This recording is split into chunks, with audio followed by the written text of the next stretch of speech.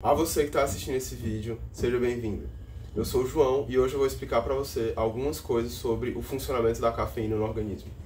Para que a gente possa entender o funcionamento da cafeína, primeiro a gente tem que entender como funciona uma molécula chamada adenosina. Depois a gente vai dar uma olhada no tempo de ação da cafeína em si, e a partir desse ponto é que a gente vai dar uma olhada nos prós e contras da cafeína no organismo. E para concluir o vídeo, a gente vai revisar tudo que a gente viu de maneira bem breve. Eu já ia me esquecendo, eu tenho que avisar que eu vou abrir uma apresentação de slides para que eu possa ilustrar melhor aquilo que eu estou falando, então vamos lá. E a primeira coisa que a gente vai ver é o mecanismo da adenosina. Vamos lá. Primeira coisa, a adenosina é extremamente importante para entender o mecanismo de ação da cafeína. Por isso que a gente está estudando essa molécula agora. Então vamos lá, como é que funciona? Primeiro, é importante a gente notar que o cérebro gasta uma tremenda quantidade de energia. E essa energia ela tem que ser gerada pela quebra de ligações do ATP, que é a molécula adenosina trifosfato. Ou seja, como subproduto da quebra das ligações do ATP, há uma liberação de adenosina. No caso, o nosso cérebro tem receptores perfeitamente adaptados para detectar a presença de adenosina. Quando ela chega nesses receptores, é ativada uma cascata de reações bioquímicas que são consideradas inibidoras das atividades neuronais. O que significa isso? Que quanto mais energia a gente gasta, mais adenosina é liberada, mais desses receptores recebem adenosina e inibem mais neurônios ainda. E se esses neurônios estão inibidos, você vai acabar ficando com sono. Perceba, se você está com neurônios bastante ativos, isso significa que você está bastante alerta. Se os seus neurônios estão bastante inibidos, por causa da presença de adenosina no seu cérebro, você fica com sono. Esse é o ponto. A coisa que a gente vai ver depois disso é como a cafeína vai entrar nisso tudo. Então vamos lá. Ela funciona assim. Primeiro, o importante a entender é que a cafeína ela é um antagonista daqueles receptores de adenosina que a gente já tratou. O que isso significa? Significa que a cafeína vai fazer com que a adenosina não consiga entrar dentro dos receptores. Por quê? Vamos lá. Primeiro a entender é que, como você pode ver aí no slide, as fórmulas moleculares entre a adenosina e a cafeína são semelhantes.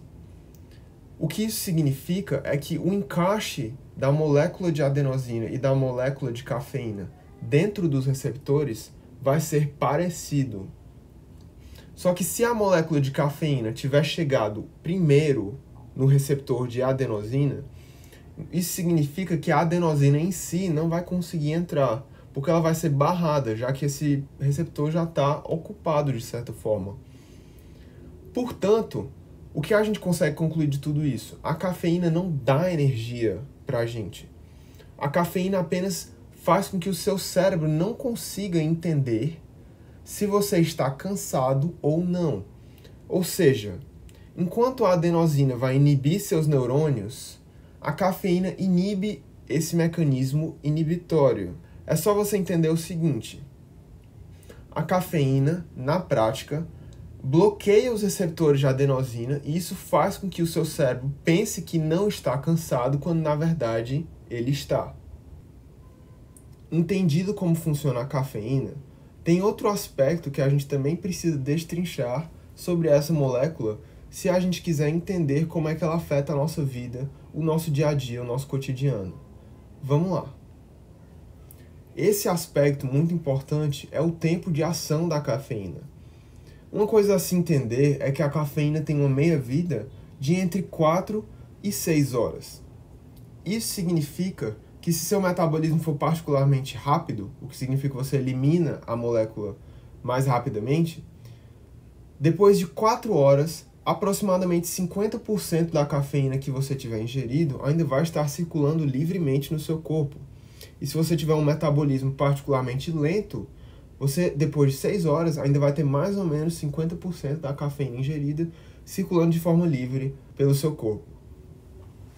Isso significa que se você tomar uma xícara depois do almoço, por exemplo, boa parte da cafeína presente ainda vai estar lá quando você for dormir, o que faz com que seja mais difícil pegar no sono. Além disso, a cafeína pode também diminuir a qualidade desse sono, notadamente dos estágios 3 e 4 do sono não REM, que são os mais intrinsecamente relacionados às funções restauradoras do sono. Então você já pode ver que tomar café antes de dormir ou em quantidades muito altas, especialmente durante a tarde, pode ser realmente problemático, porque o sono é muito importante para várias outras funções dentro do nosso corpo. Então, prejudicar ele vai prejudicar não só a nossa atividade cognitiva, como vai prejudicar vários sistemas dentro do nosso organismo. Então, isso é muito importante para que a gente possa entender como usar a cafeína de uma forma saudável, tá bom? Beleza. Ditas essas coisas sobre o tempo de ação da cafeína, a gente precisa entender os efeitos dela, colaterais e também os diretos, para que a gente possa compreender, já que ela afeta vários sistemas dentro do nosso organismo, quais são os benefícios e os prejuízos dela no nosso dia a dia. Vamos lá. Primeiro a se entender é que a cafeína é um termogênico natural, e isso indica que ela vai acelerar o nosso metabolismo, aumenta a lipólise do nosso corpo, que é a capacidade intrínseca que a gente tem de perder gordura. E isso é positivo, ok? Até certo ponto.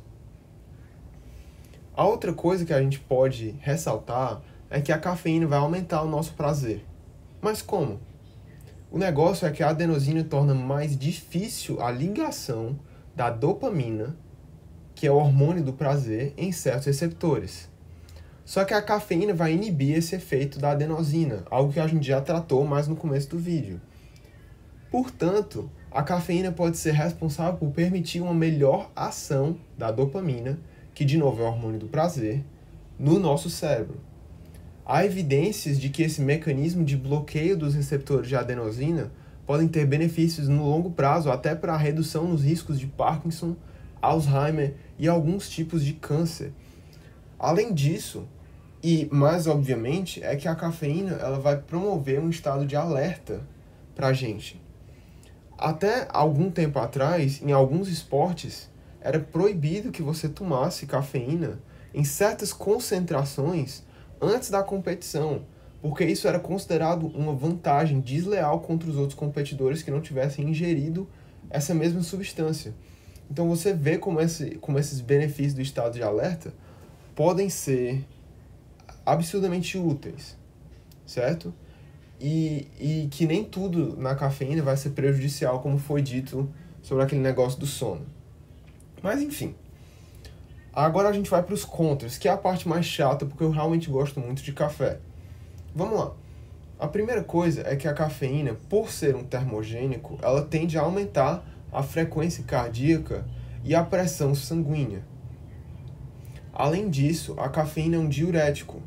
Ela aumenta o nosso débito urinário. E ela faz com que a gente tenha uma possível diarreia. Pode gerar diarreia, não é em todo mundo, mas em caso de exagero, ela pode gerar diarreia. Além disso, a cafeína pode gerar um quadro de insônia crônica, se você continuar tomando ela com bastante frequência e com quantidades exorbitantes. E também, obviamente, a cafeína vai aumentar a nossa ansiedade. E isso pode ser muito ruim para pessoas que já têm uma saúde mental mais debilitada. Por fim, uma coisa que a gente pode falar é que o nosso cérebro pode se adaptar ao consumo regular de cafeína. E o que isso significa? Significa que, de certo ponto para frente, a gente vai precisar de mais café, mais cafeína para poder ficar acordado pelo mesmo período de tempo. E isso pode levar a um exagero no consumo de cafeína. Portanto, esse exagero poderia levar em outras coisas que podem ser até mais prejudiciais. O aumento da frequência cardíaca e da pressão sanguínea, que a gente já falou. O aumento do débito urinário, a insônia e a ansiedade, a redução na qualidade do sono. Coisas do tipo. Então isso é muito importante de se ressaltar. Dado todo o conteúdo, é bom que a gente faça uma revisão para que a gente possa realmente sintetizar tudo que a gente vê até agora. Vamos lá. Primeiramente, é interessante a gente lembrar que a adenosina é liberada quando o nosso cérebro quebra ATP, ou seja, quando o nosso cérebro precisa de energia. Os receptores de adenosina vão informar para a gente que a gente está cansado. Desse sentido, a cafeína age por muito tempo dentro do nosso organismo, bloqueando esses receptores de adenosina. Dessa forma, ela faz com que o nosso corpo seja enganado a pensar que a gente não está cansado, quando na verdade nós estamos cansados. Outra coisa importante a se ressaltar é que a cafeína tem diversos prós e diversos contras, e que ela precisa ser consumida com moderação para que a gente possa evitar efeitos colaterais prejudiciais. Assim, a gente pode ter uma relação saudável com o nosso querido café. Por último, eu só queria avisar que se você quiser ficar por dentro do conteúdo que está por vir, considere se inscrever aqui no canal. E queria te pedir que, se esse vídeo lhe foi útil de alguma forma, por favor deixe o seu gostei, porque isso realmente ajuda muito. E para finalizar, eu te agradeço muito por ter assistido até aqui, e só o que me resta dizer é até a próxima.